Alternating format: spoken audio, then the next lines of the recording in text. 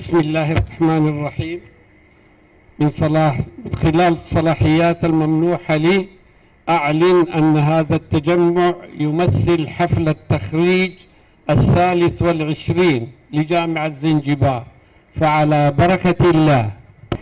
Hili ni kundi la wataalamu wapya watakaokwenda kuchangia kwa kiwango kikubwa maendeleo ya Zanzibar na ya Jamhuri ya Muungano wa Tanzania katika sekta za umma na sekta binafsi.